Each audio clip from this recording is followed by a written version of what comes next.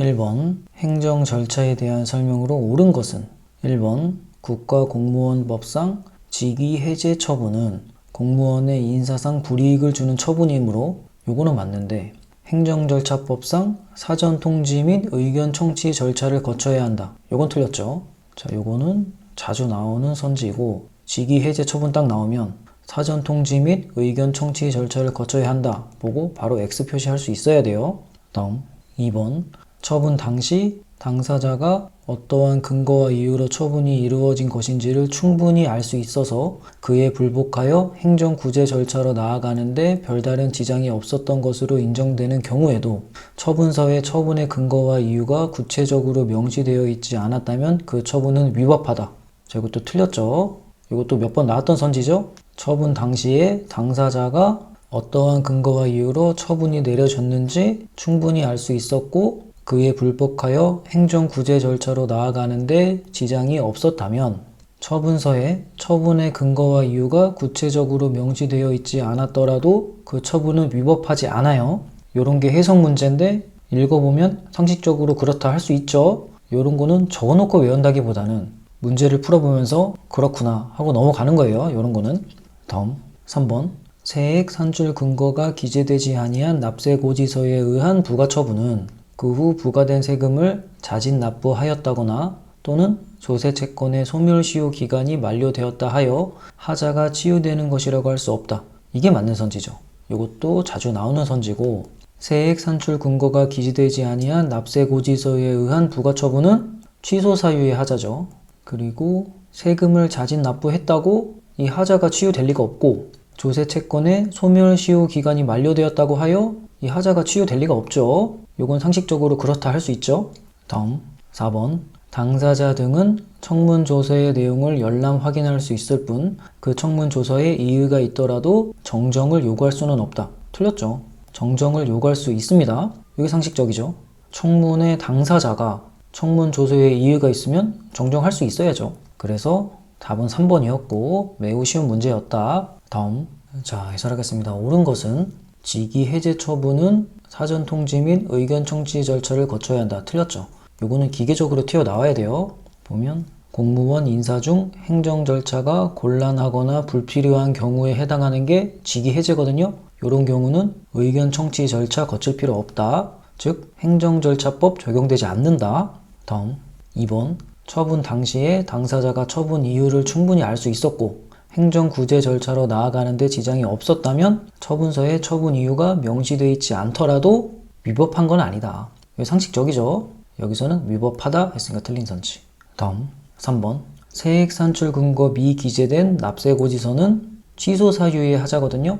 그리고 세금을 납부했다거나 소멸시효가 만료됐다고 하자가 치유되는 건 아니다. 하지만 과세 예고 통지서에 세액 산출 근거가 기재되어 있었다면 하자는 치유됩니다. 요거 굉장히 자주 나오는 선지죠. 다음 4번 당사자는 청문조서에 정정 요구 가능하다. 요거 상식적이죠. 당사자 등은 청문조서의 내용을 열람 확인할 수 있을 뿐 그 청문조서에 이의가 있더라도 정정을 요구할 수 없다. 틀렸죠. 다음 문제 2번 행정절차법상 처분의 사전 통지 및 의견 제출 절차에 대한 설명으로 옳지 않은 것은 1번 법령 등에서 요구된 자격이 없어지게 되면 반드시 일정한 처분을 하여야 하는 경우에 그 자격이 없거나 없어지게 된 사실이 법원의 재판에 의하여 객관적으로 증명된 경우에는 사전 통지를 생략할 수 있다. 맞죠? 이것도 몇 번 나온 선지예요. 자, 저는 어떻게 외웠냐? 법원의 재판에 의하여 객관적으로 증명된 경우에는 사전 통지를 생략할 수 있다. 이렇게 외웠어요. 다음 2번 행정청의 처분으로 의무가 부과되거나 권익이 제한되는 경우라도 당사자가 의견 진술의 기회를 포기한다는 뜻을 명백히 표시한 경우에는 의견 청취를 생략할 수 있다. 이것도 맞죠. 당사자가 의견 진술의 기회를 포기한다는 뜻을 명백히 표시했으면 당연히 의견 청취를 생략할 수 있겠죠. 그렇다. 다음 3번 별정직 공무원 나오면은 행정절차법 규정 적용되지 않는다. 틀렸죠. 이렇게 바로바로 풀 수 있어야 돼요. 대통령 기록관장에 대한 직권면직 처분에는 처분의 사전 통지 및 의견 청취 등에 관한 행정절차법 규정이 적용됩니다. 다음 4번 대통령이 한국방송공사 사장을 해임하면서 사전 통지 절차를 거치지 아니한 경우에는 그 해임 처분은 위법하다. 맞죠? 한국방송공사 사장 해임할 때는 사전 통지 절차 거쳐야 됩니다. 여기서는 사전 통지 절차를 거치지 않은 경우에 그 해임 처분은 위법하다 했으니까 맞는 선지. 다음, 자, 해설하겠습니다. 옳지 않은 것은 1번 법원의 재판에 의하여 객관적으로 증명된 경우에는 사전 통지를 생략할 수 있다. 저는 요거를 법원의 증명, 요 한 단어로 줄여서 정리를 했어요. 사전 통지 생략이 가능한 경우는 공공안전을 위하여 긴급한 경우, 법원의 재판에 의해서 객관적으로 증명된 경우, 의견 청취를 하는 것이 현저히 곤란하거나 명백히 불필요한 경우, 요 경우는 사전 통지를 생략할 수 있고, 의견 청취를 생략하는 것도 사전 통지 생략하는 거랑 같은데 하나가 추가됩니다. 의견 청취를 하지 않겠다는 당사자의 명백한 포기가 있는 경우, 이 경우는 의견 청취를 생략할 수 있다. 자, 선지 봅시다. 법령 등에서 요구된 자격이 없거나 없어지게 되면 반드시 일정한 처분을 하여야 하는 경우에 그 자격이 없거나 없어지게 된 사실이 법원의 재판에 의하여 객관적으로 증명된 경우에는 사전 통지를 생략할 수 있다. 맞죠? 상식적으로도 그렇다 이렇게 생각할 수 있죠. 다음 2번 당사자가 의견 진술의 기회를 포기한다는 뜻을 명백히 표시한 경우에는 의견 청취를 생략할 수 있다. 맞죠? 당사자의 명백한 포기가 있는 경우 의견 청취 생략 가능하다. 이런 식으로 단순화해서 정리해서 외우는 게 좋아요. 다음 3번 별정직 공무원의 직권 면직은 의견 청취해야 된다. 행정절차법 적용된다. 이것도 자주 나오는 선지죠. 별정직 공무원인 대통령 기록관장에 대한 직권 면직 처분에는 처분의 사전 통지 및 의견 청취 등에 관한 행정절차법 규정이 적용되지 않는다 했으니까 틀렸죠. 그래서 답은 3번 쉽게 찾을 수 있었죠. 다음 4번 한국방송공사 사장 해임, 이것도 행정절차법 적용되고 사전 통지해야 되죠. 사전 통지 절차를 거치지 않은 경우에는 그 해임 처분은 위법하다. 맞죠. 그리고 제가 한 가지 말씀드리고 싶은 게 이유 제시 생략이랑 사전 통지 생략은 다른 거예요. 이유 제시 생략은 처분을 할 때 처분의 이유를 제시하는 거고, 사전 통지 생략은 처분하기 전에 미리 처분을 하겠다는 사전 통지를 하는 거죠. 자, 그런데 이 얘기를 왜 하냐? 이 두 가지를 섞어서 문제를 냅니다. 예를 들어서 처분의 이유 제시를 생략할 수 있는 경우가 아닌 것은 이렇게 문제를 내고, 여기서 세 개를 주고 사전 통지 생략에서 하나를 줘서 얘를 답으로 만드는 거죠. 긴급한 경우, 처분 신청 내용을 인정하는 경우, 반복 처분 이렇게 주면 이유 제시 생략이 맞죠. 그런데 처분을 하기 곤란하거나 불필요한 경우 이런 식으로 선지를 줘서 얘를 틀리게 낸다는 거죠. 이 곤란 불필요는 의견 청취를 하기에 곤란하거나 불필요한 경우, 그럴 때는 사전 통지를 생략할 수 있는 거죠. 자, 요렇게 두 개를 섞어서 문제를 내니까 요것도 잘 암기를 해 둡시다. 다음 문제 3번 행정 절차에 대한 설명으로 옳지 않은 것은 1번 계약직 공무원 채용 계약 해지의 의사표시는 행정절차법에 의하여 근거와 이유를 제시하여야 하는 것은 아니다. 맞죠? 이 계약직 공무원 채용 계약 해지의 의사표시는 처분이 아니죠. 그렇기 때문에 행정절차법 적용되지 않고 근거와 이유 제시하지 않아도 되죠. 그리고 뭘로 다퉈요? 당사자 소송으로 다툰다. 이런 문제들이 나오죠. 다음 2번 교육부 장관이 부적격 사유가 없는 후보들 사이에서 어떤 후보자를 상대적으로 더욱 적합하다고 판단하여 국립대학교의 총장으로 임용 제청을 하였다면 그러한 임용 제청 행위 자체로서 이유 제시 의무를 다한 것이다. 자, 이거 처음 보는 선지였거든요. 그런데 결론적으로는 얘는 맞는 선지예요. 이게 무슨 말이냐면 교육부 장관이 국립대학교의 총장으로 임용 제청을 하는데 어떤 후보자를 상대적으로 더욱 적합하다고 판단해서 임용 제청 행위를 했다. 이런 임용 제청 행위를 하면서 처분의 이유 제시를 해야 되냐, 이걸 물어보는 건데 이유 제시를 할 필요는 없는 거죠. 여기서는 임용 제청 행위 자체로서 이유 제시 의무를 다한 것이다. 그러니까 이유 제시를 따로 할 필요 없다. 이런 얘기 하는 거죠. 그래서 맞는 선지다. 처음 본 선지이기 때문에 물음표는 쳐 놓을게요. 다음 3번 직위 해제 처분에는 사전 통지 및 의견 청취 등에 관한 행정절차법의 규정이 적용된다. 틀렸죠. 자, 너무 쉽게 나왔죠. 2번이 처음 본 선지였지만 답을 3번으로 줬죠. 다음 과세 처분 시 납세고지서에 법으로 규정한 과세표준 등의 기재가 누락되면 그 과세처분 자체가 위법한 처분이 되어 취소의 대상이 된다. 맞죠? 여기서 과세표준 등의 기재가 누락됐다는 거는 아까 봤죠? 세액 산출 근거가 미기재됐다. 요거랑 같은 말이에요. 얘는 취소 사유의 하자였고 세금을 납부했다고 해서 하자가 치유되는 게 아니었다. 이런 문제가 나왔었죠? 여기서는 과세표준 등의 기재가 누락되면 그 과세처분 자체가 위법한 처분이 되어 취소의 대상이 된다. 맞죠? 그래서 답은 3번. 자, 해설하겠습니다. 옳지 않은 것은 1번 계약직 공무원, 전문직 공무원, 공중보건의사의 계약 해지는 처분이 아니기 때문에 행정절차법 적용되지 않고 항고소송으로 다투지 않는다. 공법상 계약이니까 당사자 소송으로 다투는 거였죠. 선지 보면 계약직 공무원 채용계약 해지의 의사표시는 행정절차법에 의하여 근거와 이유를 제시하여야 하는 것은 아니다. 맞죠? 다음 2번. 저도 이 선지는 처음 봤는데 교육부 장관이 국립대학교 총장을 임용 제청하는 것은 처분이 아니기 때문에 처분의 이유 제시하지 않아도 되는 거예요. 근데 이거랑 대비되는 게 교육부 장관이 임용 제청을 제외한 거는 처분이 맞고 처분의 이유 제시해야 된다. 이것도 생각해보면 교육부 장관이 총장으로 임용 제청하는 걸 제외하면 총장이 될 수 있는 기회를 박탈해버리는 거죠. 그러니까 불이익이 있고 처분이 맞다. 이렇게 생각할 수 있죠. 하지만 교육부 장관이 총장으로 임용 제청하는 거는 아직 총장으로 임명되진 않았지만 제청된 사람한테는 이익이 되는 거죠. 그러니까 처분이 아니고 이유 제시할 필요도 없다. 임용 제청 행위 자체로서 이유 제시 의무를 다한 것이다. 이게 맞는 거죠. 선지 한번 볼까요? 교육부 장관이 부적격 사유가 없는 후보자들 사이에서 어떤 후보자를 상대적으로 더욱 적합하다고 판단하여 국립대학교의 총장으로 임용 제청을 하였다면 그러한 임용 제청 행위 자체로서 이유 제시 의무를 다한 것이다. 맞다. 3번 직위 해제 처분은 공무원 인사법 중 행정 절차가 곤란하거나 불필요한 경우에 해당되기 때문에 의견 청취할 필요 없다. 직위 해제 처분에는 사전 통지, 의견 청취 등에 관한 행정절차법의 규정이 적용된다? 했으니까 틀린 선지죠. 다음 4번 세액 산출 근거가 미기재된 납세고지서는 취소 사유의 하자고 세금을 납부했거나 소멸시효가 만료됐다고 해서 하자가 치유되지 않는다. 과세 예고 통지서에 의해 세액 산출 근거가 기재되었었다면 하자는 치유된다. 요걸로 다 푸는 거죠. 4번 선지 보면 과세 처분 시 납세고지서에 법으로 규정한 과세 표준 등의 기재가 누락되면 이 과세 표준 기재 누락이 세액 산출 근거 미기재랑 같은 말이에요. 그 과세 처분 자체가 위법한 처분이 되어 취소의 대상이 된다. 맞죠?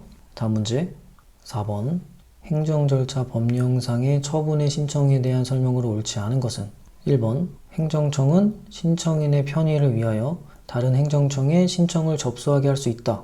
이거는 상식적으로 당연히 맞죠? 다음 2번 행정청은 신청에 구비서류의 미비 등 흠이 있는 경우 접수를 거부하여야 한다. 이 틀렸죠? 답을 아주 쉽게 줬죠? 구비서류에 미비 등 흠이 있으면 신청인에게 보완을 요구해야 되는 거죠? 보완을 요구할 수 있다 이래도 틀리고 보완을 요구해야 되는 겁니다. 다음 3번 행정청은 처리기간이 즉시로 되어 있는 신청의 경우에는 접수증을 주지 아니할 수 있다. 자, 이것도 모르는 선지죠? 하지만 옳은 선지였어요. 답이 이미 나왔죠? 행정청은 처리기간이 즉시로 되어 있는 신청의 경우에는 접수증을 주지 아니할 수 있다. 이것도 상식적으로 맞죠? 즉시니까 바로 처리해버리고 접수증 안 주면 되는 거죠. 다음 4번 행정청은 다수의 행정청이 관여하는 처분을 구하는 신청을 접수한 경우에는 다수의 행정청이 관여할 때는 관계 행정청과의 신속한 협조를 통하여 그 처분이 지연되지 아니하도록 하여야 한다. 이거 맞죠? 이거 처음 본 선지라도 이런 선지는 틀리게 하면 안 돼요. 당연한 얘기하고 있죠. 다수의 행정청이 관여하는 처분에 관해서는 신속한 협조를 하고 처분이 지연되지 않도록 해야 한다. 당연히 맞다. 답은 2번. 자, 해설하겠습니다. 옳지 않은 것은 1번 행정청은 신청인의 편의를 위하여 다른 행정청에 신청을 접수하게 할 수 있다. 이게 어떻게 틀리겠어요? 당연히 맞죠. 그 예로 행정복지센터에서 다른 행정청에 제출해야 되는 신청을 대신 받아주고 있죠. 다음 2번 형식적 요건을 갖추지 못한 신고서, 그러니까 구비 서류에 흠이 있는 경우에는 신고인에게 보완을 요구해야 되는 거예요. 보완을 요구할 수 있다 이래도 틀리다. 하지만 실질적 요건을 갖추지 못한 신고서는 일반적으로는 보완이 불가능하기 때문에 보완을 요구할 수 없다. 하지만 예외적으로 보완이 가능한 경우에는 보완을 요구할 수 있다. 예를 들면 단순 착오 같은 경우. 자, 이번 선지는 매우 쉬웠죠. 행정청은 신청에 구비 서류에 미비 등 흠이 있는 경우 접수를 거부하여야 한다. 틀렸죠. 신고인에게 보완을 요구해야 되죠. 다음 3번. 이 접수증 관련된 문제는 저도 처음 봤어요. 신청을 접수한 경우에는 접수증을 주어야 한다. 그런데 대통령령으로 정한 경우는 예외다. 구술, 우편, 정보통신망에 의한 신청, 처리기간이 즉시로 되어 있는 신청, 접수증에 가름하는 문서를 주는 신청. 이거 다 상식적이죠. 읽어보면 행정청은 처리기간이 즉시로 되어 있는 신청의 경우에는 접수증을 주지 아니할 수 있다. 맞다. 다음 4번. 다수의 행정청이 관여하는 처분은 당연히 신속히 협조를 해야 되고 처분이 지연되지 않도록 해야 된다. 이거 맞겠죠? 4번도 맞는 선지였다. 다음 문제 5번. 행정절차법상 송달과 처분 절차에 대한 설명으로 옳지 않은 것은 1번. 처분 기준의 설정 공표의 규정은 침익적 처분뿐만 아니라 수익적 처분의 경우에도 적용된다. 이거는 맞겠죠? 이런 선지를 틀렸다고 하면 안 돼요. 처분의 기준을 설정하고 공표하는 규정은 침익적 처분뿐만 아니라 수익적 처분의 경우에도 당연히 적용되겠죠. 수익적 처분도 행정청이 우월한 지위에서 공권력을 행사하는 겁니다. 다음 2번. 정보통신망을 이용하여 전자문서로 송달하는 경우에는 송달받을 자가 지정한 컴퓨터 등에 입력된 때에 도달된 것으로 본다. 자, 이거는 처음 본 선지였어요. 저는 조금 헷갈리더라고요. 컴퓨터에 입력된 때냐 아니면 클릭해서 읽었을 때냐, 이게 헷갈렸고 일단 물음표 치고 넘어갔죠. 문제 풀 때는. 다음 3번. 공청회가 개최는 되었으나 정상적으로 진행되지 못하고 무산된 횟수가 2회인 경우 온라인 공청회를 단독으로 개최할 수 있다. 이게 틀렸죠. 2회가 아니고 3회죠. 공청회가 무산된 횟수가 3회 이상일 때 온라인 공청회를 단독으로 개최할 수 있어요. 이 온라인 공청회 문제가 자주 나와서 제가 필기노트에 정리해 놓은 게 있어요. 그래서 이 3회는 확실히 알고 있었다. 그럼 답은 3번 나왔죠? 자, 그럼 2번이 맞는 선지인 거예요. 전자문서로 송달받는 경우에는 송달받을 자가 지정한 컴퓨터에 입력된 때에 도달된 것으로 보는 거예요. 이게 맞다. 클릭해서 읽었을 때가 아니다. 다음 4번. 송달이 불가능할 경우에는 송달을 받을 자가 알기 쉽도록 관보, 공보, 게시판, 일간신문 중 하나 이상의 공고하고 인터넷에도 공고하여야 한다. 이거 맞죠? 이거 엄청 자주 나오는 선지죠. 송달이 불가능할 때는 관보, 공보, 게시판, 일간신문 중 하나 이상의 공고하고 인터넷에도 공고해야 되는 겁니다. 요걸 틀리긴 해죠. 공고할 수 있다. 이런 식으로. 요걸 빼먹거나 인터넷에도 공고해야 됩니다. 그래서 답은 3번. 자, 해설하겠습니다. 옳지 않은 것은 처분 기준의 설정과 공표의 규정은 침익적 처분, 수익적 처분 모두 적용된다. 이거 당연히 맞겠죠. 이런 거는 필기노트에 적고 외우는 게 아니에요. 풀어보고 아 그렇구나, 상식적이네 하고 넘어가면 되는 겁니다. 비상식적인 게 나왔을 때 적고 외우는 거예요. 2번. 요거는 처음 본 선지였다. 송달을 할 때 정보통신망을 이용한 송달 시, 그러니까 이메일로 보낸다는 거죠. 전자문서. 요럴 때 송달받을 자는 전자우편 주소를 지정해야 한다. 송달받을 자의 컴퓨터에 입력된 때에 도달된 것으로 본다. 자, 요렇게 기출에 나온 것만 외웁시다.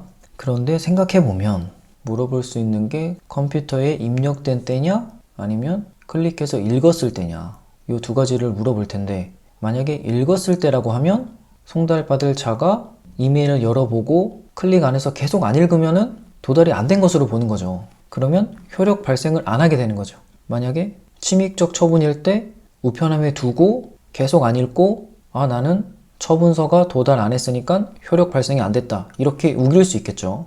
물론 문제 풀 때는 이런 생각하기는 어려워요. 그러니까 송달받을 자의 컴퓨터에 입력된 때에 도달된 것으로 본다. 우편함에 들어오면 도달된 것으로 보는 거죠. 그리고 이 처분의 효력 발생 요건이 통지되어 도달해야 돼요. 그럼 도달이 뭐냐? 상대방이 내용을 현실적으로 알 필요는 없고 알 수 있는 상태면 된다. 그러니까 처분서가 그 상대방에게 가서 전달이 되면 되는 거죠. 그리고 처분의 방식은 문서주의가 원칙이고 전자문서는 당사자의 동의가 있거나 당사자의 신청이 있을 때만 가능해요. 그러니까 정보통신망을 이용한 송달을 했다는 거는 당사자가 동의를 했다는 거예요.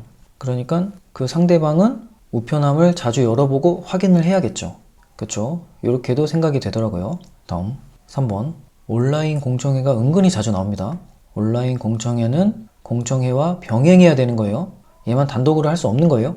예외적인 경우에만 온라인 공청회를 단독으로 개최할 수 있다. 언제? 국민의 안전과 권익을 보호해야 될 때, 무산된 횟수가 3회 이상일 때, 행정청이 인정했을 때, 그리고 행정청이 책임질 수 없는 사유로 개최하지 못한 경우, 자, 요럴 때는 온라인 공청회만 단독으로 개최할 수 있다.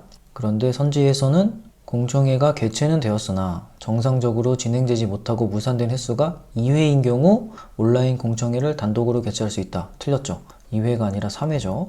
다음 4번 송달이 불가능한 경우 관보, 공보, 게시판, 일간신문 중 1개 이상의 공고하고 인터넷에도 공고해야 되는 겁니다. 선지 보면 송달이 불가능한 경우에는 송달받을 자가 알기 쉽도록 관보, 공보, 게시판, 일간신문 중 하나 이상의 공고하고 인터넷에도 공고하여야 한다. 맞죠? 다음 문제 6번 행정절차법에 대한 설명으로 옳지 않은 것은 1번 처분 기준을 공표하는 것이 해당 처분의 성질상 현저히 곤란하거나 공공의 안전 또는 복리를 현저히 해치는 것으로 인정될 만한 상당한 이유가 있는 경우에는 처분 기준을 공표하지 아니할 수 있다. 자, 이거 처음 보는 선지지만 맞겠죠? 이런 거를 틀렸다고 하면 안 됩니다. 당연한 얘기하고 있는 거예요. 처분 기준을 공표하는 것이 현저히 곤란하거나 공공의 안전 복리를 현저히 해치는 것으로 인정되면 당연히 처분 기준을 공표하지 아니할 수 있겠죠. 이런 거는 외워서 푸는 게 아니라 읽어보고 상식적이네 맞네 하고 넘어가야 되는 거예요. 다음 2번 행정처분의 상대방에 대한 청문 통지서가 반송되었거나 행정처분의 상대방이 청문 일시에 불출석하였다는 이유만으로 행정청이 관계법령상 그 실시가 요구되는 청문을 실시하지 아니하고 한 침해적 행정처분을 위법하다. 자, 맞죠? 자, 이런 비슷한 선지가 되게 많이 나오는데 어떻게 풀면 되냐면 정당한 사유가 없는 불출석이 있고 사유를 모르는 불출석이 있어요. 정당한 사유 없이 불출석했으면 청문을 마칠 수 있어요. 하지만 사유를 모르는 불출석은 청문을 마칠 수 없다. 자, 그럼 2번 선지는 뭐예요? 사유를 모르는 불출석이죠. 행정처분의 상대방이 청문 일시에 불출석하였다는 이유만으로 행정청이 관계법령상 그 실시가 요구되는 청문을 실시하지 아니하고 한 침해적 행정처분은 위법한 거죠. 사유를 모르는 불출석이기 때문에 청문을 마칠 수 없는데 청문을 실시하지 않고 마쳐버렸죠? 그러면 그 행정처분은 위법한 게 맞는 거죠. 자, 길게 설명했지만 무슨 말인지 알겠죠? 선지에서 정당한 사유 없이 청문에 불출석했을 때 이런 문장이 나오면 청문 마칠 수 있는 거예요. 자, 이해됐죠? 다음 3번 행정절차법상 사전통지 및 의견 제출에 대한 권리를 부여하고 있는 당사자에는 불이익 처분의 직접 상대방인 당사자와 행정청이 직권으로 또는 신청에 따라 행정 절차에 참여하게 한 이해관계인 그 밖에 제3자가 포함된다. 자, 이거 처음 보는 선지긴 한데 틀렸죠? 자, 이거 뭘 물어보는 거예요? 사전 통지를 해야 되는 대상이 누구냐?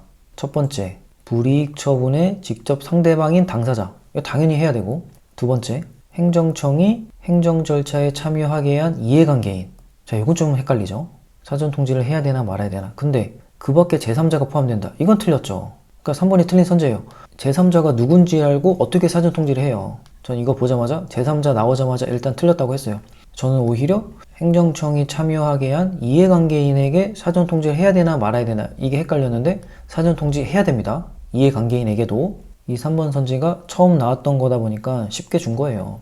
이 제3자를 물어보지 않고 이해관계인을 물어봤다면 어려웠겠죠. 자, 그래서 불이익 처분 당사자랑 행정청이 행정 절차에 참여하게 한 이해관계인은 사전 통지해야 된다. 그러니까 행정 절차에 참여하는 사람들한테만 사전 통지하면 되는 거죠. 요거는 나왔으니까 이제 확실하게 외웁시다. 그래서 3번이 틀렸고 답은 3번이죠. 그리고 이 제3자랑 이해관계인이랑 뭐가 다르냐면 행정청이 행정 절차에 참여하게 한 제3자가 이해관계인이 되는 거예요. 그러니까 이해관계인도 결국은 제3자인 거다.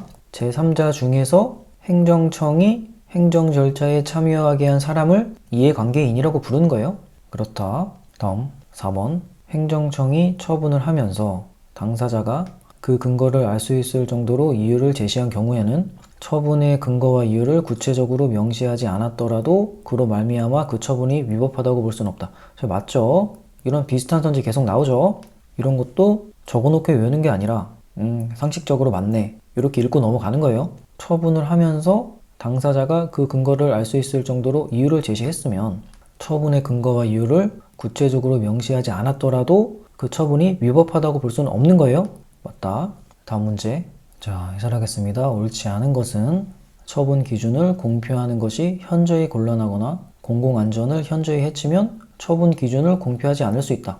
상식적이죠. 다음 2번.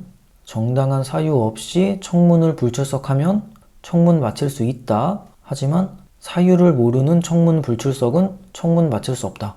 제가 이렇게 정리한 거예요. 이런 비슷한 선지가 되게 많거든요. 자, 행정처분의 상대방에 대한 청문 통지서가 반송되었거나 행정처분의 상대방이 청문 일시에 불출석하였다는 이유만으로, 그러니까 청문 불출석의 사유를 모르는 거죠 지금. 그러면 행정청이 관계법령상 그 실시가 요구되는 청문을 실시하지 아니하고 한 침해적 행정처분은 위법하다. 맞죠? 청문 마칠 수 없는데 마쳐버렸죠? 자, 그러면 한 가지 더. 청문을 거치지 않은 경우는 위법하긴 한데 취소 사유의 하자다. 무효 사유의 하자는 아니다. 다음 3번. 사전 통지를 해야 되는 당사자 등에는 누구누구가 있냐? 당연히 불이익 처분의 당사자한테는 사전 통지해야죠. 그리고 행정청이 행정 절차에 참여하게 한 이해관계인한테도 사전 통지해야 된다. 사실 이게 어려운 거예요. 이게 헷갈릴 수 있는 거고, 제3자한테는 당연히 사전 통지 안 해도 되죠. 이 제3자가 누군지 행정청이 어떻게 압니까? 그러니까 결론을 내리면 행정 절차에 참여하는 사람만 사전 통지하면 된다. 이렇게 이해하면 되겠죠. 선지 보면 사전 통지 및 의견 제출에 대한 권리를 부여하고 있는 당사자 등에는 불이익 처분의 직접 상대방인 당사자와 행정청이 직권으로 또는 신청에 따라 행정 절차에 참여하게 한 이해관계인, 여기까지 맞는데 그 밖에 제3자가 포함된다. 이 제3자가 틀렸다. 다음 4번. 처분 당시에 당사자가 처분 이유를 충분히 알 수 있었고 행정구제 절차로 나아가는데 지장이 없었다면 처분서에 처분 이유가 명시되어 있지 않더라도 위법하지 않다. 이런 문제 봤었죠? 그거랑 비슷한 게 4번 선지예요. 행정청이 처분을 하면서 당사자가 그 근거를 알 수 있을 정도로 이유를 제시한 경우에는 처분의 근거와 이유를 구체적으로 명시하지 않았더라도 그로 말미암아 그 처분이 위법하다고 볼 수는 없다. 맞죠? 다음 문제 7번. 행정 절차에 대한 설명으로 옳지 않은 것은 1번. 청문은 당사자가 공개를 신청하거나 청문 주재자가 필요하다고 인정하는 경우 공개할 수 있다. 여기까지 맞죠? 다만 공익 또는 제3자의 정당한 이익을 현저히 해칠 우려가 있는 경우에는 공개하여서는 아니 된다. 자, 이것도 맞죠? 자, 이런 선지는 틀렸다고 하면 안 돼요. 봅시다. 청문은 당사자가 공개를 신청하거나 청문 주재자가 필요하다고 인정하는 경우, 그러니까 직권으로, 당사자의 신청이나 직권으로 청문을 공개할 수 있다. 자, 이런 거는 적어서 외워야죠. 필기 노트에 적어서 외워야 되는 거고, 이 뒷부분, 다만 공익 또는 제3자의 정당한 이익을 현저히 해칠 우려가 있는 경우에는 공개하여서는 아니 된다. 자, 이거는 당연히 맞는 선지죠. 이런 거는 적어놓고 외우는 게 아니다. 당연한 얘기 하는 거다. 다음 2번. 일반적으로 당사자가 근거 규정 등을 명시하여 신청하는 인허가 등을 거부하는 처분을 함에 있어 당사자가 그 근거를 알 수 있을 정도로 상당한 이유를 제시한 경우에는 당해 처분의 근거 및 이유를 구체적 조항 및 내용까지 명시하지 않았더라도 그로 말미암아 그 처분이 위법한 것이 된다고 할 수 없다. 자, 이거 맞죠? 비슷한 선지 계속 나오죠?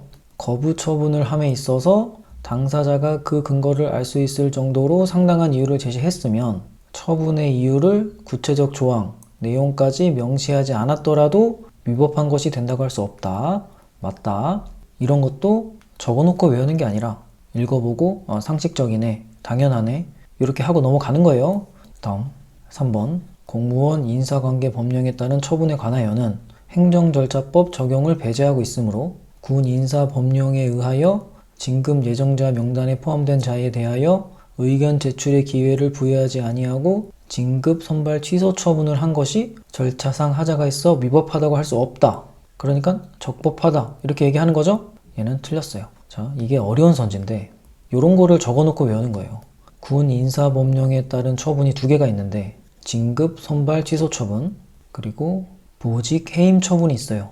진급 선발 취소 처분은 행정절차법이 적용되고 사전 통지해야 되는데 군 인사법상 보직 해임 처분은 행정절차법 적용되지 않고 사전 통지 안 해도 된다.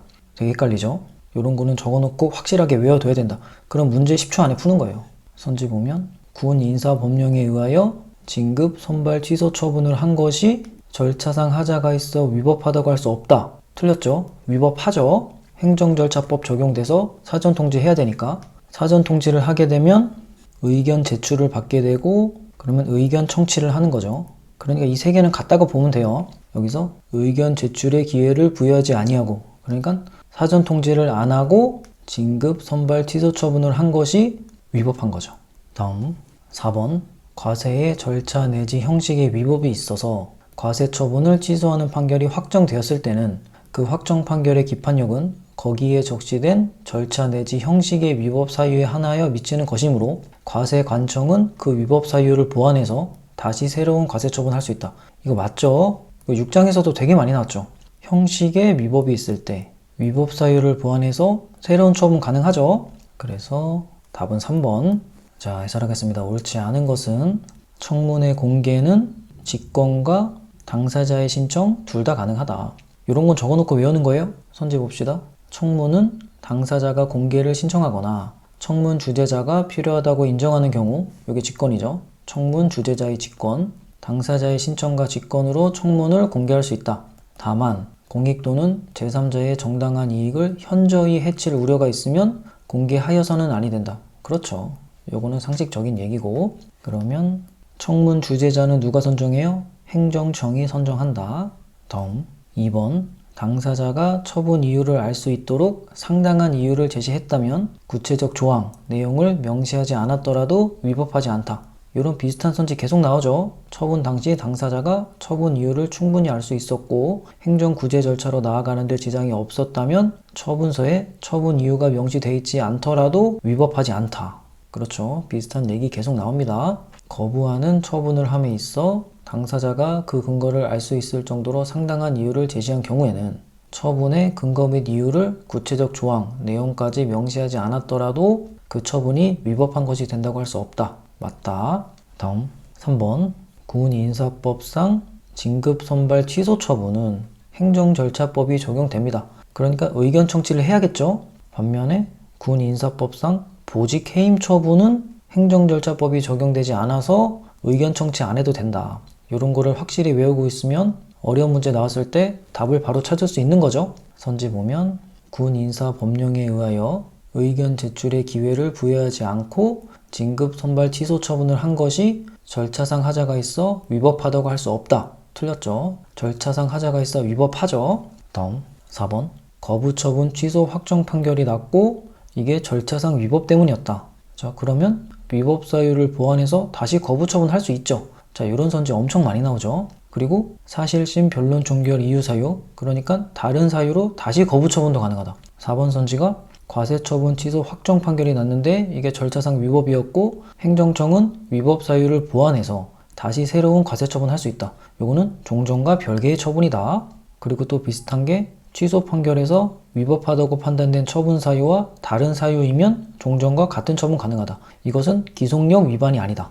엄청 나오죠. 선지 봅시다. 과세의 절차 내지 형식의 위법이 있어서 과세 처분을 취소하는 판결이 확정되었을 때는 그 확정 판결의 기판력은 거기에 적시된 절차 내지 형식의 위법 사유에 한하여 미치는 것이므로 그러니까 재판에서 심리한 것에 한해 미친다는 거죠. 그러면 과세관청은 위법 사유를 보완해서 다시 새로운 과세 처분할 수 있다. 다음 문제 8번 행정 절차에 대한 설명으로 옳지 않은 것은 1번 행정절차법상 행정청은 처분을 할 때에 단순 반복 처분 또는 경미한 처분으로서 당사자가 그 이유를 명백히 알 수 있는 경우에는 처분 후 당사자가 요청하더라도 당사자에게 그 근거와 이유를 제시하지 않아도 된다.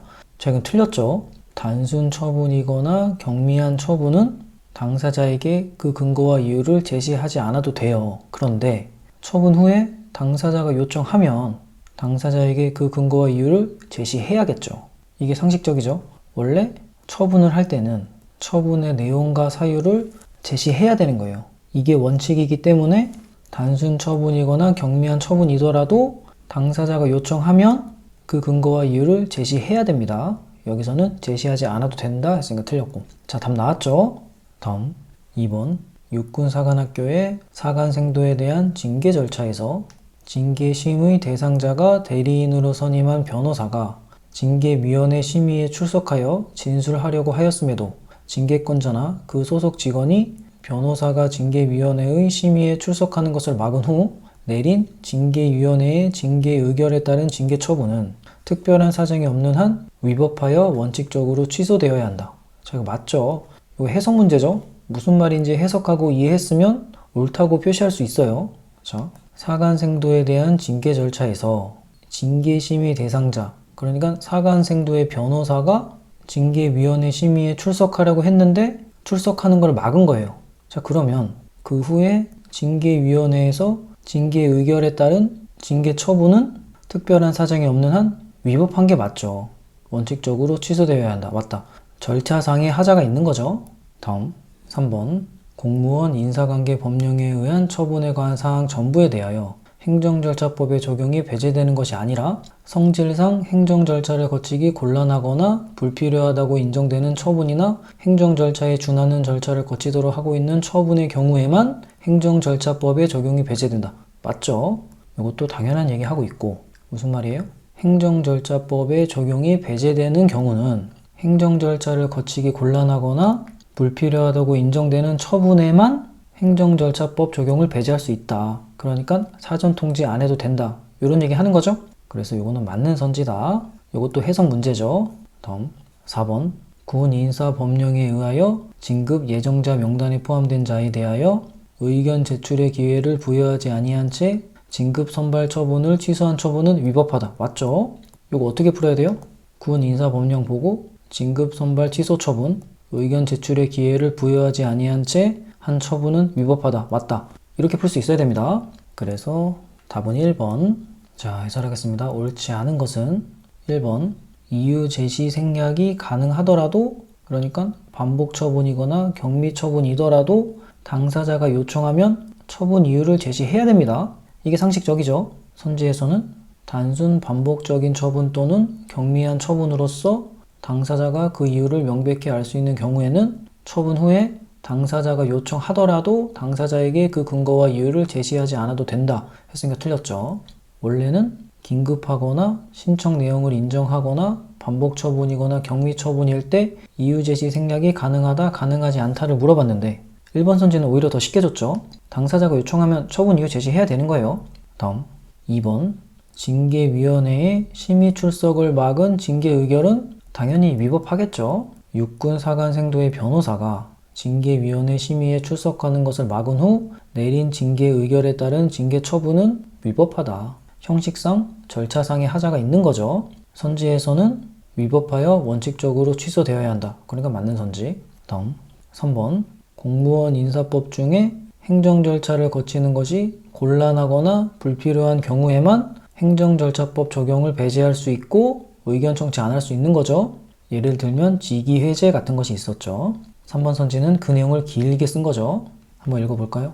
공무원 인사관계 법령에 의한 처분에 관한 사항 전부에 대하여 행정절차법의 적용이 배제되는 것이 아니라 성질상 행정절차를 거치기 곤란하거나 불필요하다고 인정되는 처분이나 행정절차에 준하는 절차를 거치도록 하고 있는 처분의 경우에만 행정절차법의 적용이 배제된다. 맞죠?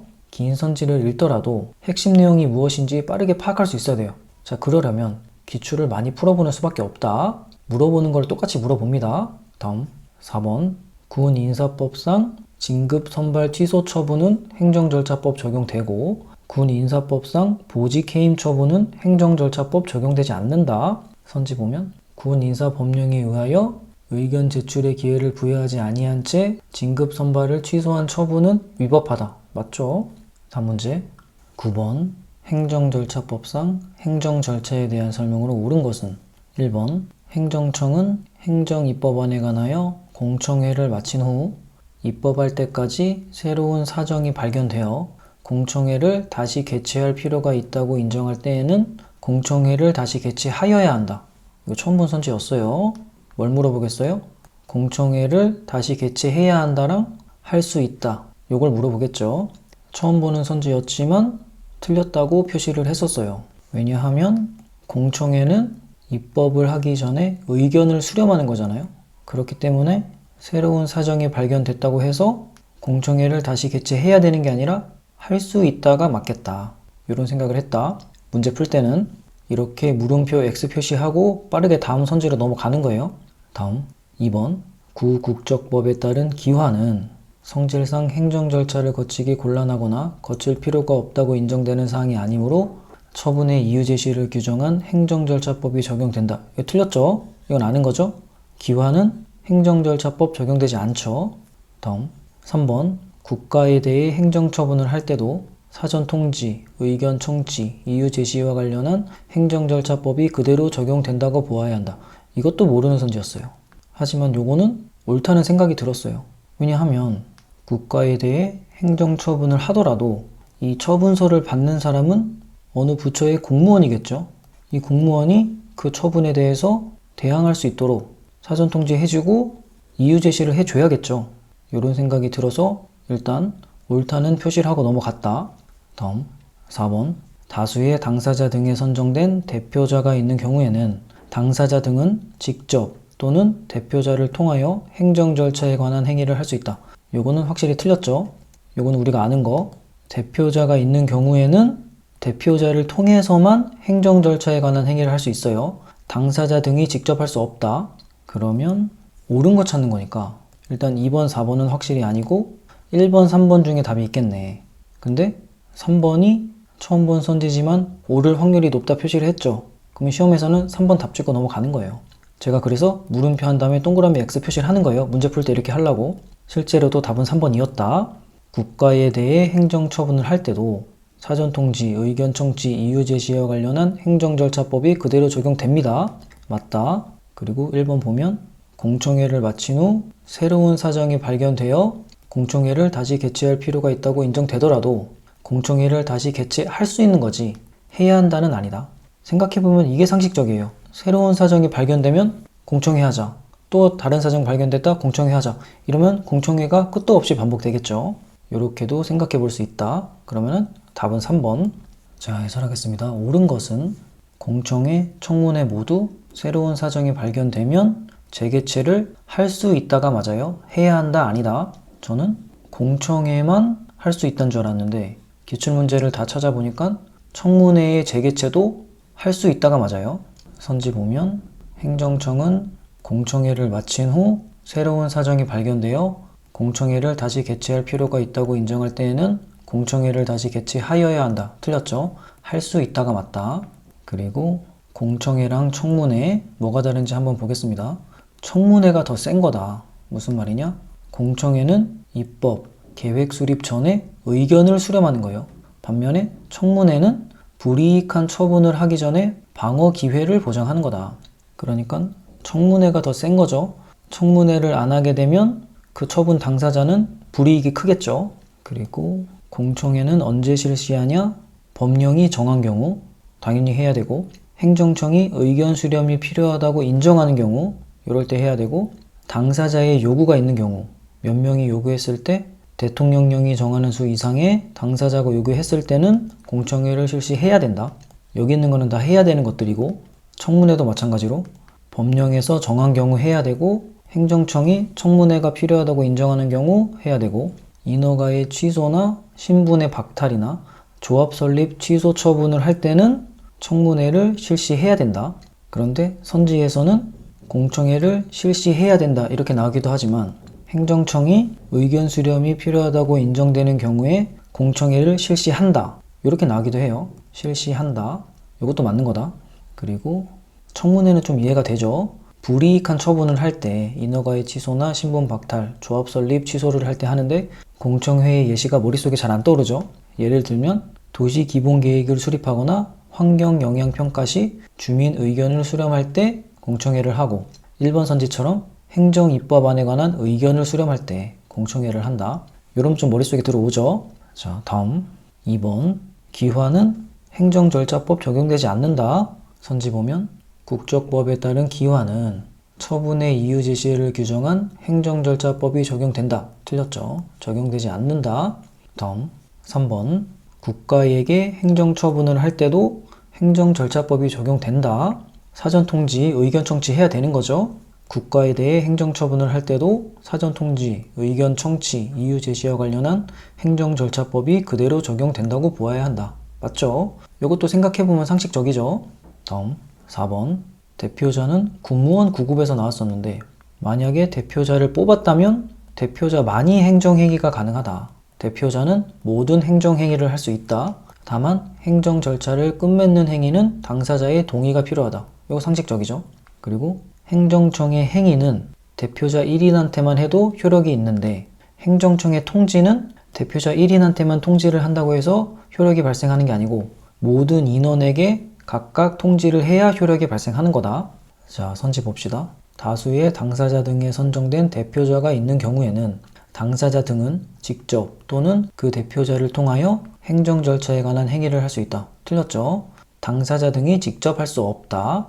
다음 문제 10번 판례 입장으로 옳지 않은 것은 1번 증액 경정 처분이 있는 경우 당초 처분은 증액 경정 처분에 흡수되어 소멸하고 소멸한 당초 처분의 절차적 하자는 존속하는 증액 경정 처분에 승계되지 아니한다. 자, 이거 맞죠? 요거는 자주 나오는 선지고 우리는 이미 원칙을 알고 있죠. 증액 경정 처분의 경우는 선행 처분보다 후행 처분이 가중된 거죠. 가중됐을 때는 당초 처분은 그러니까 얘가 선행 처분이죠. 선행 처분은 증액 경정 처분에 흡수되어 소멸하고 맞죠? 이 증액 경정 처분이 후행 처분이고 이 후행 처분이 소송 대상이 되는 거 있죠. 그리고 소멸한 당초 처분의 절차적 하자는 존속하는 증액 경정 처분에 승계되지 아니한다. 맞죠? 후행 처분, 그러니까 증액 경정 처분에 대해 소송을 제기해서 다툴 때 선행 처분의 절차적 하자는 다툴 수 없다. 이게 맞는 거였죠? 그거랑 같은 말이 소멸한 당초 처분의 절차적 하자는 존속하는 증액 경정 처분에 승계되지 아니한다. 같은 말이에요. 그 두 가지는 연결시킬 수 있어야 돼요. 그리고 여기서 또 나오는 게 뭐예요? 절차적 하자가 아니라 내용적 하자. 같은 말로는 실질적 하자죠. 당초 처분의 내용적 하자는 다툴 수 있죠. 요거까지 암기가 됐다면 관련된 문제 다 풀 수 있죠. 다음 2번 퇴직연금의 환수 결정은 당사자에게 의무를 부과하는 처분이므로 저기까지 맞는데 퇴직연금의 환수 결정에 앞서 당사자에게 의견 진술의 기회를 주지 아니하면 행정절차법상 의견 제출에 관한 규정이나 신의칙에 어긋난다. 틀렸죠. 너무 쉽게 답을 준 거예요. 퇴직연금 환수 결정 맨날 나오는 거죠. 처분은 맞는데 행정절차법 적용되지 않고 그러니까 의견 제출하지 않아도 된다. 여기서는 의견 제출에 관한 규정이나 신의칙에 어긋난다 했으니까 틀렸죠. 어긋나지 않죠. 다음 3번 거부 처분이 있은 후 당사자가 다시 신청을 한 경우에는 그 내용이 새로운 신청을 하는 취지라면 관할 행정청이 이를 다시 거절하는 것은 새로운 거부 처분이라고 보아야 한다. 저희가 당연히 맞죠. 이런 것도 해석 문제잖아요. 거부 처분을 받은 다음에 당사자가 다시 신청을 했는데 그 내용이 새로운 신청을 하는 취지다. 그러니까 새로운 신청을 했다는 거죠. 그러면 행정청이 다시 거절하는 것은 새로운 거부 처분이다. 맞죠? 다음 4번 처분청이 행정절차법상 고지 절차에 관한 규정에 따른 고지 의무를 이행하지 아니하였다고 하더라도 경우에 따라 행정심판의 제기기간이 연장될 수 있음에 그칠 뿐 그 때문에 심판의 대상이 되는 행정처분이 위법하다고 할 수는 없다. 맞죠? 고지 의무를 이행하지 않았다고 해서 그게 위법이 되는 건 아니죠. 그리고 경우에 따라 이거는 행정심판을 제기할 수 있는 기간을 길게 알린 경우에는 행정심판의 제기기간이 연장될 수 있음에 그칠 뿐 잘못 알렸으니까 행정심판 제기기간 연장해주고 하지만 그 때문에 심판의 대상이 되는 행정처분이 위법하다고 할 수는 없다. 처분 자체가 위법이 되는 건 아니다. 맞다. 이것도 자주 나오는 선지죠. 그래서 답은 2번 매우 쉬운 문제였다. 다음 자 해설하겠습니다. 옳지 않은 것은 증액 경정 처분을 하게 되면 당초 처분은 증액 경정 처분에 흡수되어 소멸하죠. 그리고 당초 처분에 절차적 하자는 승계되지 않는다. 이게 왜 그래요? 원칙은 선행 처분에서 후행 처분을 했을 때 당초 처분이 선행 처분이죠. 후행 처분에서 선행 처분을 감면한 경우에는 감면되고 남은 선행 처분이 소송 대상이고, 후행 처분에서 선행 처분보다 가중한 경우, 증액 경정 처분이 이런 경우죠. 이럴 때는 후행 처분이 소송 대상이다. 그 예들을 보면 과세 처분 이후 증액 경정 처분을 했다. 그러니까 가중했다. 그러면 항고 소송의 대상은 후행 처분, 즉 증액 경정 처분이고, 당초 처분에 대해서는 항고 소송 제기할 수 없다. 후행 처분에 흡수되어 소멸한다. 하지만 당초 처분의 내용적 하자는 주장할 수 있다. 예를 들면 과다신고 사유. 하지만 당초 처분의 절차적 하자는 주장할 수 없다. 이게 1번 선지에서 나온 거죠. 또 봅시다. 과세 처분 이후 감액 경정 처분을 했어요. 자, 그러면 항고 소송의 대상은 감액되고 남은 당초 처분이다. 제소기간 준수 여부도 당초 처분 기준으로 한다. 그런데 어렵게 나오면 공정거래위원회에 과징금 부과 처분 이후 감면 처분이 나온다. 얘는 예외적인 경우였죠. 감면 처분인데도 불구하고 감면 처분만이 항고 소송이 가능하다. 선행 처분은 흡수되어 소멸한다. 선행 처분이 과징금 부과 처분인데 항고 소송할 수 없고, 후행 처분이 감면 처분인데도 불구하고 최종 처분이고 감면 처분에 대해 소송을 제기해야 된다. 자, 길게 설명했지만 제가 여러 번 설명한 거고 머릿속에 이 내용이 있다면 문제 정말 빠르게 풀 수 있죠. 선지 봅시다. 증액 경정 처분이 있는 경우, 이러면 가중된 거죠. 당초 처분은 증액 경정 처분에 흡수되어 소멸하고 맞고, 소멸한 당초 처분의 절차적 하자는 존속하는 증액 경정 처분에 승계되지 아니한다. 맞죠? 절차적 하자에 대해서는 소송에서 다툴 수 없는 거죠. 다음 2번 퇴직연금 환수 결정은 처분은 맞지만 사전 통지 안 해도 된다. 그러니까 행정절차법 적용되지 않는 거죠. 요거 왜 그래요? 퇴직연금 환수 결정은 법령에 의해서 자동적으로 확정이 되는 거니까 그런 거죠. 선지 보면 퇴직연금의 환수 결정은 처분이므로, 여기까지 맞는데 당사자에게 의견 진술의 기회를 주지 아니하면 행정절차법상 의견 제출에 관한 규정이나 신의칙에 어긋난다. 틀렸죠? 어긋나지 않죠. 다음 3번 거부 처분 받은 다음에 당사자가 다시 신청을 했어요. 근데 이게 새로운 신청의 취지면 행정청이 다시 거절하게 되면 이건 새로운 거부 처분이다. 이거 상식적이죠. 이런 비슷한 선지 되게 많죠? 결론은 뭐예요? 불리한 처분의 효력은 회복되지 않는다. 다른 예들도 볼까요? 부가의 취소를 다시 취소함으로써 원 부가 처분을 소생시킬 수 없다. 새로운 부가 처분을 해야 되는 거죠. 그리고 과세 처분을 취소한 다음에 그 취소 처분을 다시 취소했다. 그렇다고 해서 원 과세 처분의 효력이 회복되는 게 아니다. 다시 과세 처분해야 된다. 또 비슷한 게 과세 처분을 취소 처분한 다음에 동일한 과세 대상에 새로운 과세를 부과했다. 그렇다고 해서 소멸한 과세 처분이 회복되는 게 아니다. 다 비슷한 내용들이죠. 제가 그래서 어떻게 정리했어요? 당사자한테 유리하면 효력이 회복되고 불리한 처분이면 효력이 회복되지 않는다. 거부 처분이나 과세 처분은 당사자한테 불리한 거죠. 이런 식으로 머릿속에 넣어놓으면 많은 선지들을 한꺼번에 풀 수가 있죠. 자, 선지 봅시다. 거부 처분이 있은 후 당사자가 다시 신청을 한 경우 그 내용이 새로운 신청을 하는 취지라면 행정청이 이를 다시 거절하는 것은 새로운 거부 처분이라고 보아야 한다. 맞죠? 다음 4번 처분 시 통지 의무를 이행하지 않으면 그 처분이 위법한 건데, 이러면 절차상의 하자가 있는 거죠.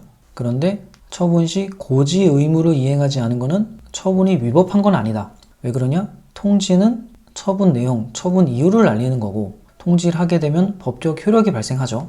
고지는 불복 방법, 불복 기간 이런 걸 알리는 거고, 법적 효력 발생하지 않고 행정 편의를 제공하기 위함이다. 이런 건 좀 이해가 되죠? 만약에 행정심판 청구 기간을 알리지 않았으면 180일 안에 심판 청구할 수 있고, 개별 법률의 심판 청구 기간을 고지하지 않은 경우에도 180일 안에 심판 청구할 수 있고, 심판 청구 기간을 길게 알렸다면 고지된 기간 안에 심판 청구하게 되면 인정해준다. 아주 상식적이죠? 선지 보면 처분청이 행정절차법상 고지 절차에 관한 규정에 따른 고지 의무를 이행하지 아니하였다고 하더라도 경우에 따라 행정심판의 제기 기간이 연장될 수 있음에 그칠 뿐, 그 때문에 심판의 대상이 되는 행정처분이 위법하다고 할 수는 없다. 맞죠? 다음 문제 11번 행정절차법상 처분의 이유 제시에 대한 설명으로 옳은 것은 1번 신청 내용을 모두 그대로 인정하는 처분인 경우, 처분 후 당사자가 요청하더라도 행정청은 그 근거와 이유를 제시하지 않아도 된다. 자, 이거 처음 보는 선지였지만 저는 문제 풀 때 틀렸다고 생각했어요. 행정청이 신청 내용을 모두 인정했더라도 당사자가 요청하면 그 근거와 이유를 제시해야지, 이렇게 생각을 했었다. 다음 2번, 단순 반복적인 처분 또는 경미한 처분으로서 당사자가 그 이유를 명백히 알 수 있는 경우, 처분 후 당사자가 요청하더라도 행정청은 그 근거와 이유를 제시하지 않아도 된다. 이것도 틀렸다고 생각했어요. 요거는 봤던 선지긴 하죠. 다음 3번, 긴급히 처분을 할 필요가 있는 경우, 처분 후 당사자가 요청하더라도 행정청은 그 근거와 이유를 제시하지 않아도 된다. 이것도 처음 본 선지지만 틀렸다고 생각했어요. 긴급히 처분했더라도 당사자가 요청하면 행정청은 그 근거와 이유를 제시해야겠죠? 이렇게 생각을 했다. 다음 4번, 처분 당시 당사자가 어떠한 근거와 이유로 처분이 이루어진 것인지를 충분히 알 수 있어 그에 불복하여 행정구제 절차로 나아가는데 별다른 지장이 없었던 것으로 인정되는 경우에도 처분서에 처분의 근거와 이유가 구체적으로 명시되지 않았다면 그 처분은 위법하다. 이건 확실히 틀렸죠. 자, 그런데 옳은 것을 찾는 문제인데 다 틀렸죠. 일단 확실한 건 지워야 돼요. 4번 확실하고 2번도 풀어본 적이 있어서 확실한데 1번, 3번 중에 옳은 게 있다는 거죠. 신청 내용을 모두 그대로 인정하는 처분일 때 당사자가 요청하면 행정청은 그 근거와 이유를 제시하지 않아도 된다. 요거랑 긴급히 처분을 할 필요가 있는 경우, 처분 후 당사자가 요청하더라도 행정청은 그 근거와 이유를 제시하지 않아도 된다. 1번, 3번 중에 답을 찍어야 되는데 저는 1번을 답으로 했다. 왜 그래요? 행정청이 신청 내용을 모두 그대로 인정하는 처분이란 거는 신청자가 원하는 대로 다 들어준 거죠. 이익을 주는 처분이잖아요. 그런데 처분 후에 당사자가 요청해요? 뭐라고? 행정청은 그 근거와 이유를 제시하라고. 이럴 때는 제시하지 않아도 되지 않을까? 이런 생각을 했고, 3번 같은 경우는 긴급한 처분이라는 거는 불이익 처분이겠죠. 상대방한테. 이럴 때는 불이익 처분 후 당사자가 요청하면 행정청은 그 근거와 이유를 제시해야 되지 않을까? 이런 생각을 했다. 2번도 마찬가지죠. 단속 처분, 이 경미한 처분은 불이익 처분이겠죠. 이런 것도 당사자가 요청하면 행정청은 그 근거와 이유를 제시해야 될 거고, 이런 식으로 생각을 했고 실제로도 답은 1번이었어요. 이렇게 어려운 문제가 나왔을 때는 확실한 거는 지우고 2번, 4번 지우면 1번, 3번 중에서 뭐가 옳은지 좀 더 자세히 들여다볼 수 있죠. 그렇다고 너무 오래 끌면 안 되고 확률이 더 높은 쪽에 답을 체크해야 됩니다.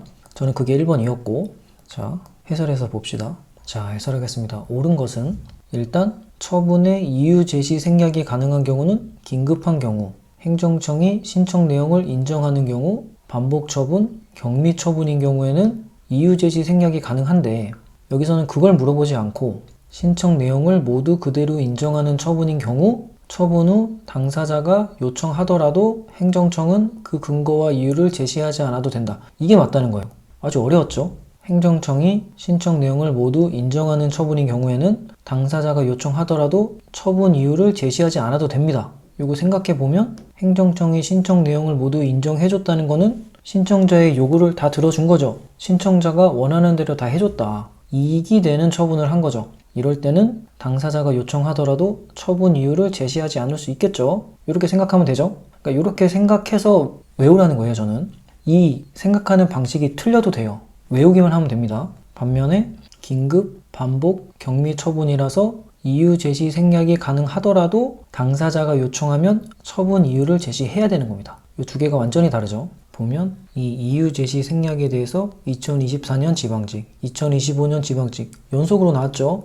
그럼 이 부분 확실하게 외워야 됩니다. 이유 제시 생략이 가능한 경우는 긴급한 경우, 신청 내용을 인정하는 경우, 반복 처분, 경미 처분, 그리고 사전 통지 생략이 가능한 경우는 긴급한 경우, 법원이 객관적으로 증명한 경우, 사전 통지를 하는 것이 현저히 곤란하거나 현저히 불필요한 경우, 이럴 때는 사전 통지를 생략할 수 있고, 의견 청취 생략은 긴급, 법원의 증명, 곤란, 불필요까진 같은데 당사자가 의견 제출의 기회를 포기하겠다는 것을 명백히 밝혔으면 의견 청취 생략이 가능하다.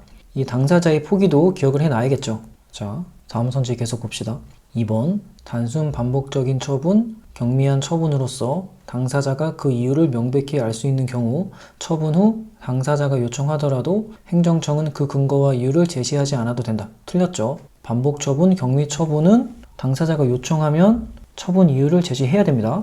다음 3번, 긴급히 처분을 할 필요가 있는 경우 처분 후 당사자가 요청하더라도 행정청은 그 근거와 이유를 제시하지 않아도 된다. 이것도 틀렸죠? 긴급한 경우 이유 제시 생략이 가능하더라도 당사자가 요청하면 처분 이유를 제시해야 되죠. 다음 4번, 요거는 계속 나오죠. 처분 당시 당사자가 처분 이유를 충분히 알 수 있었고 행정구제 절차로 나가는데 지장이 없었다면 처분서에 처분 이유가 명시되어 있지 않더라도 위법하지 않다. 이런 관련된 선지 굉장히 많이 나왔고 이런 거는 당연히 맞지 하고 넘어갈 수 있어야 돼요. 문제를 풀다 보면 자연스럽게 외워지죠. 이런 거는. 다음 문제 2025년 지방직 구급 문제예요. 12번, 행정기본법상 처분의 재심사에 대한 설명으로 옳지 않은 것은 1번, 처분에 관한 법원의 확정 판결이 있는 경우 그러한 처분은 재심사의 대상에서 제외된다. 자, 모르겠더라고요. 저도 처분의 재심사는 처음 봤어요. 여기 2023년에 행정기본법이 개정되면서 생겼다고 하더라고요. 자, 저는 어떻게 풀었는지 보여드릴게요. 1번 같은 경우는 처분에 관한 법원의 확정 판결이 있으니까 처분은 재심사의 대상에서 제외된다. 이거는 맞다고 생각했어요. 여기서 보면 행정기본법상 처분의 재심사죠. 이거는 행정청이 하는 거잖아요. 어떻게 행정청이 법원의 확정 판결을 뒤집을 수 있겠냐. 뒤집을 수 없다 생각하고 재심사의 대상에서 제외된다. 이거는 맞다 생각했다. 물음표 쳤지만. 다음 2번, 처분으로 법률상 이익이 침해된 제3자는 해당 처분에 대해 재심사를 청구할 수 있다. 자, 이것도 당연히 몰랐죠. 하지만 얘도 옳을 확률이 높다 생각했어요. 제3자도 법률 이익이 침해됐으니까 재심사 가능하지 않을까? 이렇게 생각을 했다. 그리고 다음 3번, 공무원 인사관계 법령에 따른 징계 등 처분에 관한 사항은 재심사의 대상에서 제외된다. 이것도 맞다 생각했어요. 왜 그러냐면 이 공무원 징계 같은 경우는 예외가 되는 경우가 굉장히 많아요. 재심사도 마찬가지일 거라 생각했다. 자, 다음 4번, 처분의 재심사 결과 중 처분을 유지하는 결과에 대해서는 행정소송을 통하여 불복할 수 없다. 얘도 몰랐지만 얘가 틀렸다고 생각했어요. 왜 그러냐면 처분을 유지하는 결과라는 거는 재심사 결과 거부 결정을 했다는 거죠. 그러면 이 거부에 대해서 소송을 제기할 수 있지 않을까? 이런 생각을 했다. 여기서는 행정소송을 통해 불복할 수 없다 그랬으니까 모르겠지만 틀렸다 표시했고, 그리고 이제 1, 2, 3번 중에서 1번이랑 3번은 맞을 확률이 높다 생각했어요. 그래서 마지막까지 2번하고 4번을 고민했다. 이 제3자가 가능할까 아닐까? 그리고 재심사 결과 처분을 유지하는 결과에 대해서 행정소송을 통해 불복할 수 있을까? 요걸 고민했는데 결국 답을 4번으로 체크했거든요. 근데 틀렸다. 답은 2번이었다. 2번이 틀린 선지였어요. 자, 진짜 어려운 문제였죠. 처분으로 법률상 이익이 침해된 제3자는 해당 처분에 대해 재심사를 청구할 수 있다. 틀렸어요. 재심사를 청구할 수 없어요. 제3자 안 되고 당사자, 처분의 당사자만 재심사를 청구할 수 있다. 그래서 2번이 틀렸고 2번이 답이었다. 자, 그러면 4번은 재심사 결과 중 처분을 유지하는 결과에 대해서는 행정소송을 통하여 불복할 수 없다. 이게 맞다는 거예요. 특이하죠? 자, 재심사 결과 중 처분을 유지하는 결과라는 거는 거부 결정을 했다는 거죠. 그러니까 신청자의 요구를 들어주지 않은 거다. 그럼에도 불구하고 행정소송을 통하여 불복할 수 없다. 이게 맞다. 그러면 현실적으로 생각해보면 재심사 결과에 대해서는 행정소송을 제기할 수 없다고 봐야겠죠. 법률적으로 세세하게 따져본다면 가능한 경우가 있긴 하겠지만 재심사 결과 거부를 했는데도 이것에 대해서 불복할 수 없다면 우리는 문제 풀 때 재심사 결과에 대해서는 불복할 수 없다고 보면 되는구나. 근데 선지로는 이렇게만 나와요. 처분을 유지하는 결과에 대해서는 행정소송을 통하여 불복할 수 없다. 이렇게만 나온다. 왜냐하면 법령에 이렇게 써 있어요. 자, 그러면 재심사 결과 거부가 아니라 인용을 해주면, 그러니까 처분을 취소해주거나 철회해주면 당연히 불복할 이유가 없죠. 행정소송을 제기할 이유가 없죠. 신청자가 원하는 대로 해줬으니까. 어쨌든 답은 2번이고 제가 처분의 재심사에 대해서 어떤 문제가 나와도 풀 수 있도록 정리를 했으니까 봅시다. 자, 해설하겠습니다. 옳지 않은 것은 1번, 처분에 관한 법원의 확정 판결이 있는 경우 그러한 처분은 재심사의 대상에서 제외된다. 이거 맞죠? 확정 판결 이후에는 재심사의 신청이 불가능하다. 자, 처분의 재심사가 뭔지 봅시다. 재심사란 것은 처분청에 처분의 취소, 철회, 변경을 신청하는 거다. 재심사의 대상은 당연히 처분이죠. 처분의 재심사니까. 그런데 제재 처분과 행정상 강제는 제외한다. 자, 이거 문제 나오는 겁니다. 신청자는 처분의 당사자는 가능하지만 제3자는 안 된다. 이것도 시험에 나왔던 거고, 신청 기간은 사유를 안 날로부터 60일 안에 신청할 수 있고, 하지만 처분이 있은 날로부터 5년이 지나면 신청할 수 없다. 재심사 사유로는 사실관계나 법률관계가 당사자한테 유리하게 바뀐 거예요. 요럴 때랑 새로운 증거가 나왔는데 이게 당사자한테 유리할 때, 그리고 민사소송법상 재심사유에 해당할 때, 이것도 문제가 나왔었어요. 지금 제가 말씀드리고 있는 거는 간부 문제, 7급 문제, 국회직, 9급 문제를 얘기하는 겁니다. 국가직, 지방직 9급에서는 2025년 지방직에서 처음으로 나왔어요. 이 처분의 재심사 문제가 간부랑 7급, 국회직에서 많이 나왔거든요. 그러니까 앞으로 나올 가능성이 높다는 거예요. 제가 법령을 다 정리했고 설명을 드릴게요. 자, 재심사의 신청 조건은 불가쟁력이 발생해야 되고, 그리고 중대한 과실 없이 재심사 사유를 주장하지 못한 경우, 이 두 조건을 모두 만족시켜야 신청할 수 있다. 그리고 신청이 불가한 경우는 법원의 확정 판결이 있는 경우. 자, 이것도 다 문제가 나왔던 거고, 그러면 신청이 가능한 경우는 실제적으로 언제냐? 먼저 첫 번째, 소송 없이 불가쟁력이 발생한 거예요. 그러니까 제소기간이 도가해서 불가쟁력이 발생했는데 이런 재심사 사유가 있어서 처분의 재심사를 신청하는 거. 그리고 소송을 제기했을 때는 소송을 취하했을 때밖에 처분의 재심사를 신청할 수 없어요. 자, 제가 법령을 읽어보고 굉장히 이해하기 어려운 점이 있었는데, 여기서 신청 조건에서 중대한 과실 없이 재심사 사유를 주장하지 못한 경우, 그럼 이게 언제냐? 이의신청, 행정심판, 행정소송에서 중대한 과실 없이 재심사 사유를 주장하지 못한 경우, 이럴 때 신청이 가능한데, 자, 행정소송의 경우 생각해 보자고요. 소송 중에 재심사 사유를 발견했어요. 그러면 소송 중에 제기를 하면 되죠. 그러면 소송 후 판결이 났고 확정 판결 전이다. 그러면 항소를 하면 되죠. 1심에서 2심으로 가서 다투면 되죠. 자, 그러면 판결이 났고 확정 판결 후다. 그러면 신청이 불가해요. 확정 판결 이후에는 재심사 신청을 할 수 없단 말이죠. 그러면 소송 제기 후 언제 재심사 신청할 수 있냐? 소를 취하했을 때밖에 없어요. 자, 요건 시험에 나오는 게 아니다. 그런데 혹시 여러분이 저와 같은 고민을 할까봐 정리를 했어요. 실제로 처분의 재심사 신청이 가능한 경우는 소송을 제기하지 않고 불가쟁력이 발생했을 때, 만약에 소송을 제기했다면 판결을 받지 않고 소를 취하했을 때, 이럴 때만 현실적으로 가능하더라. 법령을 쭉 읽고 해석을 했을 때. 그리고 재심사 제외 대상은 공무원의 징계, 노동위원회 의결을 거쳐야 되는 사항, 그리고 형사, 출입국, 과태료 관련 사항들. 자, 여기서 형사는 형사, 행형, 보완처분, 요 세 개를 줄여서 형사로만 기입을 한 거죠. 그리고 출입국 같은 경우도 출입국, 난민인정, 기화, 국적회복, 요 네 가지를 출입국으로만 기입을 한 거예요. 과태료는 과태료의 부과, 징수, 이것을 표현한 거고, 이렇게 필기노트에 정리할 때는 간단히 정리해야 됩니다. 그래야 여러 번 볼 때 머릿속에 그 내용들이 들어와요. 그리고 재심사 후에 처분 유지 결정 시 이것에 대해 소송이 불가하다. 자, 재심사의 거부 결정에 대해 소송이 불가하다는 얘기죠. 요거는 좀 비상식적이죠. 그래서 그런가 문제가 자주 나와요. 요거 꼭 기억합시다. 처분 유지 결정 시 이것에 대해 다툴 수 없다. 불복할 수 없다. 재심사의 거부 결정에 대해 불복할 수 없다. 그리고 결과 통지는 신청일로부터 90일 안에 해야 되고, 1회 연장이 가능한데 90일 추가적으로 연장이 가능하다. 만약에 합의제 행정기간이라면 신청일로부터 180일 안에 결과를 통지해야 되고, 마찬가지로 1회 연장이 가능한데 180일의 1회 연장이 가능하다. 자, 요거는 시험에 나오진 않았는데 나올 확률이 조금은 있다 생각해요. 그래서 적어놨습니다. 그리고 처분청에 직권 취소 가능하다. 자, 이걸 어떻게 적었냐면 위법 처분의 취소와 적법 처분의 철회는 재심사에 의하여 영향을 받지 않는다. 이렇게 적어놨어요. 자, 이게 무슨 말이에요?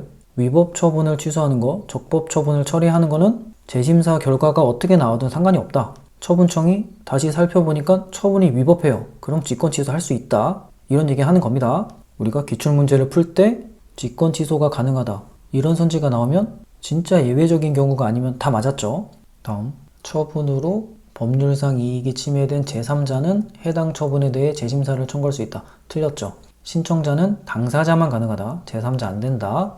다음, 3번, 공무원 인사관계 법령에 따른 징계 등 처분에 관한 사항은 재심사의 대상에서 제외된다. 맞죠? 제외 대상은 공무원의 징계, 노동위원회 의결을 거치는 사항, 형사, 출입국, 과태료는 제외된다. 다음, 4번. 처분의 재심사 결과 중 처분을 유지하는 결과에 대해서는 행정소송을 통하여 불복할 수 없다. 이게 맞죠? 이게 어려운 선지죠. 상식적으로 생각해보면 재심사 후에 처분 유지 결정 시, 그러니까 거부 결정을 하면 소송이 가능할 것 같은데 소송이 불가하다. 불복할 수 없다. 자, 제가 처분의 재심사 법령을 모두 살펴보고 모두 정리를 했으니까 여기 나온 내용들은 모두 암기를 했으면 좋겠어요. 다음 문제.